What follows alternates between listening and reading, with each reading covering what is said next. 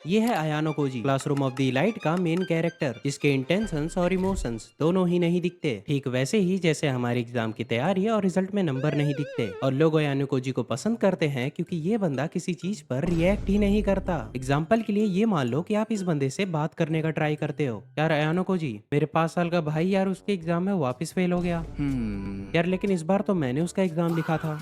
ओए वो देख, घर के ऊपर से प्लेन जा रहा है। हम्म। ओए वो देख, प्लेन के ऊपर से घर जा रहा है। वो क्या करता है रे तेरी तो। वैसे मेनली अयानो कोजी को लोग इसलिए पसंद करते हैं क्योंकि ये इमोशनलेस जीनियस होने के साथ ही लोगों को मैनिपुलेट भी करता है और लॉजिकल डिसीजंस भी लेता है, जो कि काफी अच्छी बात है। बट स्टिल मेरे अकॉर्डिंग अयानो कोजी जैसा बनना एक पर्सन के लाइफ का सबसे खराब डिसीजन हो सकता है।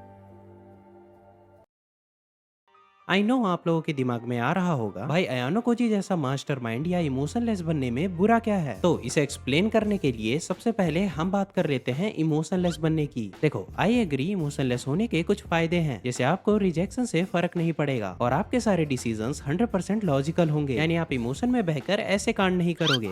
ओके, ये तो इमोशंस की नहीं, कॉमन सेंस की गलती है।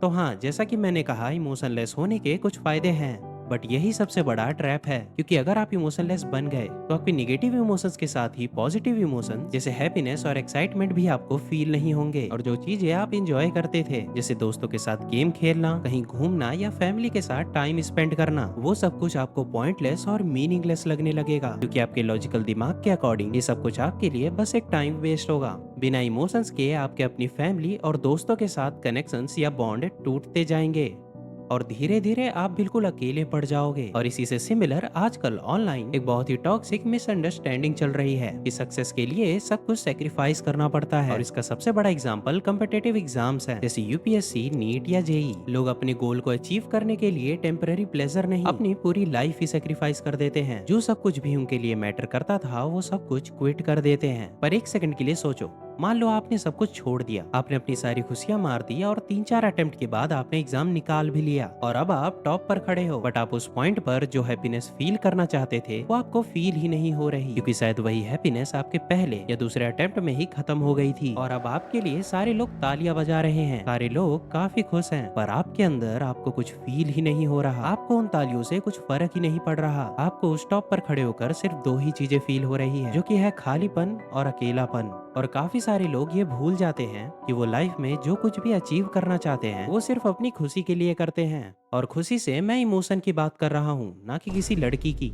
वैसे आपके जीवन में तो दोनों ही नहीं है, बिल्कुल मेरी तरह। खैर, जैसा कि मैंने कहा, सभी लोग जो भी गोल अचीव करना चाहते हैं वो सब at the and happiness feel करने के लिए ही करते हैं, बट अपने उसी गोल की तरफ आगे बढ़ रही जर्नी में वो अपनी उसी हैप्पीनेस का सेक्रीफाइस कर देते हैं जो वो एट दी एंड फील करना चाहते थे। एंड आपको काफी लेट रियलाइज होगा कि हाँ, आप फाइनली अयानो कोजी की तरह इमोशनलेस तो बन गए, पर क्या इमोशंस को सेक्रीफाइस करना सच में वर्थ इट भी था?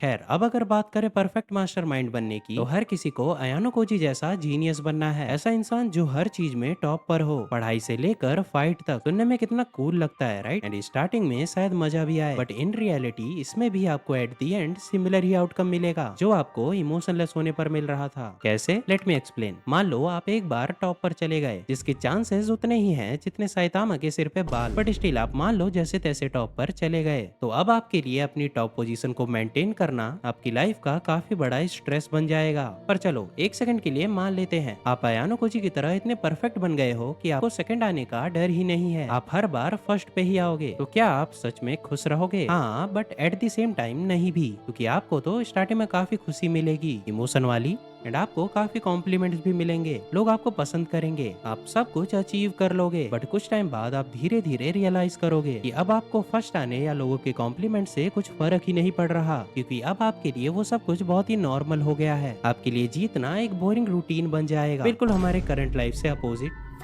लोग आपकी काफी तारीफ करेंगे, पर वो कॉम्प्लीमेंट्स आपको रेपिटेटिव लगने लगेंगे, जैसे कोई सेम ऑडियो टेप बार बार प्ले कर रहा हो। लाइफ का सबसे बड़ा मजा होता है कुछ नया सीखना, फेल होना और फिर इम्प्रूव करना। अगर आप पहले से ही परफेक्ट हो जाओ और हर बार आपको सेम ही आउटकम मिले, तो वो आज नहीं तो कल आपके लिए बोरिंग ही हो जाएगा। ठीक वैसे ही जैसे आपको हर बार भूख लगने पर आपको बस आपका फेवरेट फूड ही दिया जाए, तो चाहे आपको वो कितना ही पसंद क्यों ना हो, अब उससे धीरे धीरे बोर हो जाओगे। बेसिकली एट द एंड आप वापस उसी खालीपन को फील करोगे। फर्क सिर्फ इतना होगा, इमोशनलेस होने पर आपको कुछ फील नहीं हो रहा था, पर परफेक्ट होने पर आपको दो इमोशंस हमेशा फील होंगे, जो कि है बोर्डम और फ्रस्ट्रेशन। और वैसे मेजॉरिटी ऑफ दी लोग इस फैक्ट को पूरी तरह इग्नोर कर देते हैं कि आयानो कोजी ने वो स्कूल ही इसलिए ज्वाइन किया था ताकि वो एक नॉर्मल स्टूडेंट्स की तरह एक नॉर्मल जिंदगी जी सके। वो वहाँ अपने टैलेंट का शो ऑफ करने नहीं गया था, क्योंकि उसके लिए फर्स्ट आना और टॉप रिजल्ट्स ऑलरेडी मीनिंगलेस हो चुके थे। और सबसे बड़ी बात, वो इतना परफेक्ट अपनी मर्जी से नहीं बना था, उस पे उसके बचपन से ही हॉरिफाइंग एक्सपेरिमेंट्स किए गए थे।